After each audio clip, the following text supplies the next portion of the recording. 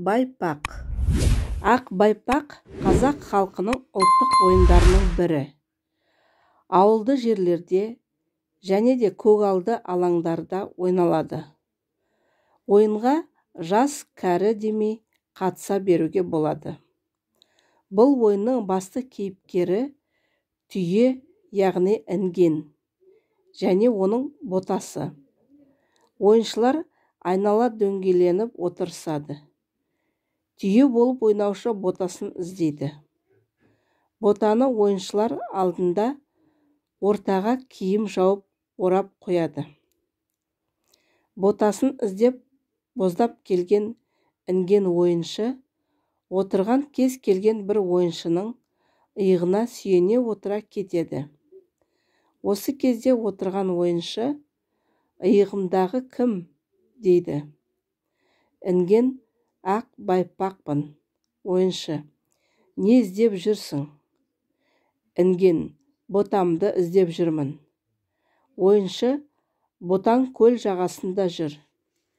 Інген ойыншыны ботасын іздеген болып, аздап жүріп боздап келіп келесі ойыншылардың иығына отырып, алдыңғы істеп ботасын іздейді. Ойыншылар әртүрлі жауаптар айтады. Осылай ойыншылардың барлығы иығына отырғызып біткен соң, ботаға бергендерін айтып, жан-жаққа қаша жөнеліседі. Олар ботаға су, шөп, тағы басқалай заттар бердік деседі. Інген ботасын тауып алып, одан саған кім жақсылық істеп, не берді деп сұрайды. Бота айтады: кім нашар жем беріп, жақсылық істемеген болса, ол жазаланып, ән айтып, би билейді. Осылай ойын қайта жалғасып, інген мен бота міндетін басқалар атқарады. Ақ сүйек. Қазақ халқының көне ұлттық ойыны ақ сүйекті ауыл балалары, жастары, кейде үлкен кісілер де қатысып ойнайды. Ойынды кешке, түнде ойнайды. Көбінде ай сүттей жарық түндері көп ойналады.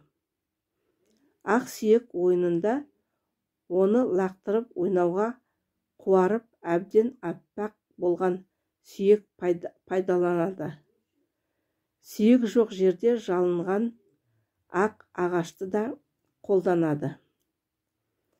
Сүйекті ойын бастаушы алып ойынға қатысушыларды теріс қаратып, тұрғызып қойып, алысқа әулетте лақтырып жіберіп, сүйек жерге түскен соң, сүйекті іздеу рұқсат етеді. Сүйекті ойынға қатысушылар іздеп тауып алып, оны төрешіге, қасында іздеушілерге сездірмей ала қашып әкеп беруге тиіс. Сүйекті құпия тауып алушыны сезе сала қасындағылар оны ұстап алып, ақ сүйегін тартып алуға тиіс. Ақ сүйекке таласқанда тек қолдан ғана ұстайды. Теуіп, шалып ұрмайды. Екі топ болып ойнағанда екі жақ өз ойыншыларына күні бұрын ат қойып алады. Оған ай, күн, жер, жұлдыз, аспан деген атаулар қояды. Сүйек тауып алушы сүйегін алып, тобының атын атап қаша жөнеледі. Жақтастары сүйекті төрешіге апарып беруге көмектеседі. Ақ сүйекті көп тауып алушылар ғана жеңеді. Сүйектен айырылып қалушылар келесі жаққа шығып ойнайды. Кім жағы көп болса, солар көп жеңеді. Кейде керісінше де болып жатады. Ақ сүйек ойынның тағы бір жағы жастарды өзара таныстыру, жақындастыру, жігіт қыздардың жолығып махаббат сүйіспеншілігін айтысуына да көмек болады.